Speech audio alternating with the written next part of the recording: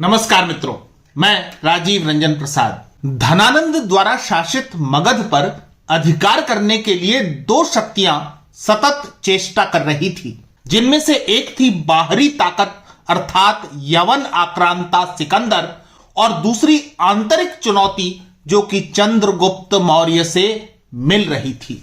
यहां चर्चा दो योद्धाओं अर्थात सिकंदर और चंद्रगुप्त की ही नहीं अपितु उनके महान गुरुओं की करनी आवश्यक हो जाती है, जिनकी सोच ने इतिहास और राजनीति दोनों की ही धारा बदल कर रखती थी। सिकंदर का परिचय केवल उसका दुनिया जीत लेने का सपना भर नहीं अपितु वह अपने समय के महानतम दार्शनिक और विचारक अरस्तु का शिष्य भी था।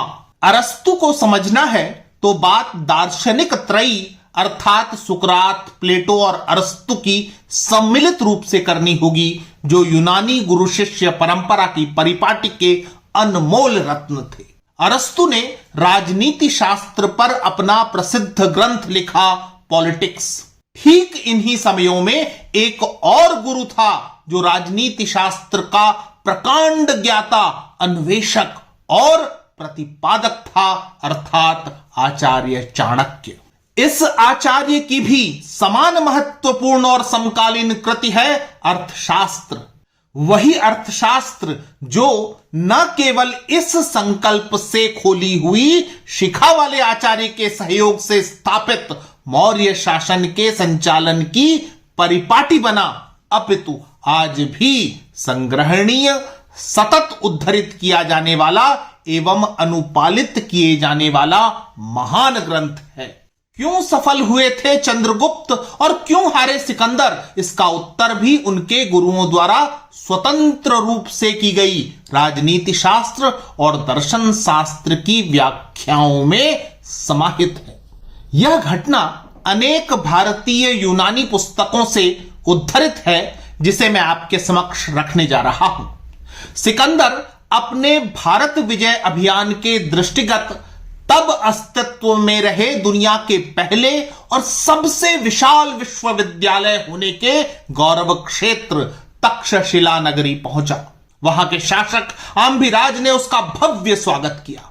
महान दार्शनिक का शिष्य होने के कारण सिकंदर भारतीय दर्शन आध्यात्म से परिचित होना चाहता था। वह भारतीय साधु संतों के दीर्घ जीवन जीने और चमत्कारों के आख्यानों से परिचित था। अतः आम्भिराज के समक्ष सिकंदर ने इच्छा व्यक्त की कि मैं सिद्ध संतों से मिलना चाहूंगा। सिकंदर की इस इच्छा के पीछे केवल ज्ञान पिपासा नहीं थी अपितु वह सोच कार्य कर रही थी कि जब सारी दुनिया उसके कदमों के नीचे होगी तब एक विजेता की तरह वह लंबा जीवन कैसे व्यतीत करते हुए सुख और ऐश्वर्य का उपभोग कर सकता है। अर्थात उसके लिए दुनिया जीतना अपने ध्वज के नीचे आने वाले लोगों की सुख शांति के लिए नहीं था। अपने शासित क्षेत्रों में वह कोई आमूल चूक परिवर्तन करने की दृष्टि भी नहीं रखता था। बस इतना ही कि कहलाना चाहता था विश्व विजेता और फिर जीना चाहता था विलासिता भरा लंबा जीवन। तक्षशिला के सीमांत पर जहां से वन आरंभ होते हैं, वहीं नदी के किनारे महर्षि दांडयायन के शिष्य कल्याण साधनारत थे। सिकंदर को बता दिया गया कि संत मस्त मौला किस्म के हैं, बुलाने पर भी राजमहल नहीं आएंगे, मिलना है तो वहीं चलना होगा। विश्व विजय के स्वप्न दृष्टा ने रात किसी तरह बिताई। अगली सुबह वह बताई गई दिशा में सिद्ध संत की तलाश करता हुआ लश्कर के साथ निकल पड़ा। जंगल की स्तब्धता को घोड़ों की टापों ने रौंद दिया था। पक्षी पेड़ों की टहनियों को छोड़कर चीखते हुए उड़ गए थे। सिकंदर ने देखा कि नदी के किनारे पत्थर पर एक व्यक्ति लेटा हुआ है। उसके बदन पर वस्त्र का एक टुकड़ा भी नहीं, परंतु चेहरे पर परम शांति अलग आभा बना रही थी।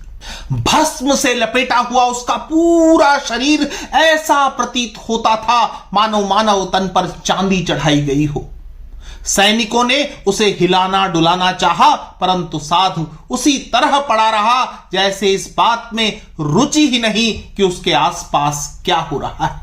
वह गुनगुनी धूप से अपनी देह सुखा रहा था। उठो साधु, विश्व विजेता सम्राट सिकंदर तुमसे बात करना चाहते हैं, एक सैनिक ने जगाना चाहा। साधु ने ध्यान ही नहीं दिया। उसके चेहरे पर मधुर मुस्कुराहट थी, धूप उनके शरीर को छूकर खिलखिला रही थी। मैं सम्राट हूं, ठसक के साथ सिकंदर अपने घोड़े से उतरा। इस खनकती आवाज में दिए गए परिचय से साधु तनिक भी प्रभावित नहीं था। उसे क्या लेना देना कि उसके समक्ष कौन खड़ा है। विश्व विजेता हूं मैं, सिकंदर ने फिर कहा। उसके दुभाषिये ने अपने सम्राट की ठसक वाली भाषा का अनुवाद साधु के कान के पास जाकर दोहराया। कैसा विजेता, क्यों करते हो रक्तपात? अपने स्थान पर लेटे लेटे पलकें मूंदे हुए साधु ने कहा। संपूर्ण जगत पर शासन करूंगा। सिकंदर ने अपनी महत्वाकांक्षा को सामने रखा।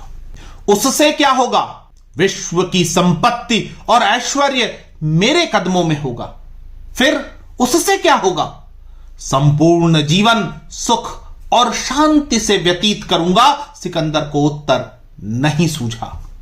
साधु अट्टहास करता उठ बैठा। क्या हुआ? मेरे कथन में कैसा हास्य था? अब चौंकने की बारी सिकंदर की थी। तुम विश्व विजेता बनकर जो जीवन जीना चाहते हो, वह तो मैं बिना किसी रक्तपात के आज भी जी रहा हूं, साधु ने आपकी गंभीरता के साथ कहा और पुनः पत्थर पर लेट गया। सिकंदर ने महसूस किया कि उस साधु के लेटने में राजसीपन है। चेहरे पर ऐसी शांति मानो कठोर पाषाण नहीं, वह नर्म बिस्तर पर है। क्या सिकंदर जिस मार्ग पर निकला है वह निस्सार है? लक्ष्य की प्राप्ति करना भी तो एक तरह से इच्छा ही है। हां, यही तो साधु कह रहा है। क्या सिकंदर के सभी जटिल प्रश्नों का उत्तर इस साधु के निर्भीक अट्टहास में अंतर्निहित था? सिकंदर ने अब तक इतने श्रम से जो अर्जित किया, क्या उसका कोई मूल्य नहीं? तुम रंक हो और मैं राजा, सुना तुमने साधु? सिकंदर विह्वल होकर चीखा। तो बताओ सम्राट, यदि तुम भयानक रेगिस्तान में फंस जाओ, प्यास से कंठ सूख रहा हो और मेरे पास एक प्याला जल है, उसके लिए क्या मूल्य दे पाओगे? रत्न माणिक्य? सिकंदर को उत्तर नहीं सूझा। यदि मैं इससे संतुष्ट नहीं हुआ तब क्या दोगे? साधु ने परखा। आधी संपत्ति, आधा राज्य। सिकंदर ने परिस्थिति की कल्पना की और मोल भाव आगे बढ़ाया। यह पर्याप्त नहीं, अब तुम्हारा कंठ सूख गया है सम्राट, रेत में तपन बढ़ गई है, मृत्यु निकट है, परंतु सारा राज्य, सारी संपत्ति। सिकंदर तर्क को समाप्त कर विमर्श के अंत पर पहुंचना चाह रहा था। स्वयं परख लो सम्राट, तुम्हारे विश्व विजय का मूल्य क्या हुआ? एक प्याला जल। सुनो सिकंदर, तुम आयु वृद्धि की जिस बूटी को तलाश रहे हो वह यही है। जीवन की निस्सारता को समझो, खूब जियो, आनंद लो। तुम्हारी आयु अधिक नहीं है, अपनी मिट्टी में लौटो, उसके सुवास के सुख में डूब जाओ। अब जाओ तुम, यह धूप मुझे ओढ़कर सो जाने दो, साधु ने तिरस्कार से कहा और अपने आनंद में समा गया। सिकंदर उहापोह में पड़ गया था। क्या वह ऐसे साम्राज्य की स्थापना करने जा रहा है जिसकी सीमाएं अनंत हैं, परंतु उसका मोल एक प्याला जल से अधिक कुछ भी नहीं? अरस्तु की राजनैतिक प्रयोगशाला के उत्पाद थे सिकंदर। क्या यह गुरु अरस्तु की राजनीतिक समझ का कोई प्रयोग था जिसने सिकंदर को दुर्दांत साम्राज्यवादी बनाया? क्या सिकंदर की साम्राज्यवादिता निरुद्देश्य नहीं थी? राजा सतत युद्ध में उलझा हुआ रहा तो क्या उसकी प्रजा शांतिपूर्ण और समृद्धि के साथ रह सकती थी? इस प्रश्न के समानांतर यह बात भी उठती है कि चंद्रगुप्त भी तो साम्राज्यवादी ही कहे जाएंगे। अतः जो कुछ साधु ने कहा था उसे चंद्रगुप्त के संदर्भ में सोचकर देखें। यहां सत्ता परिवर्तन था जो सजग क्रांति की परिभाषा के अंतर्गत आता है। गुरु चाणक्य ने अपने शिष्य चंद्रगुप्त को जन कल्याणकारी उद्देश्य प्रदान किया था। चाणक्य चंद्रगुप्त की युति ने जो समाज को दिया वह अनमोल और वर्तमान के समक्ष भी प्रेरणा है, उदाहरण है। चाणक्य के शिष्य की साम्राज्यवादिता वस्तुतः स्थायित्व के लिए थी, उद्देश्यपूर्ण थी, अर्थात भारतवर्ष की बिखरी बटी हुई सीमाओं को एक ध्वज के अंतर्गत लाकर शासन प्रदान करना।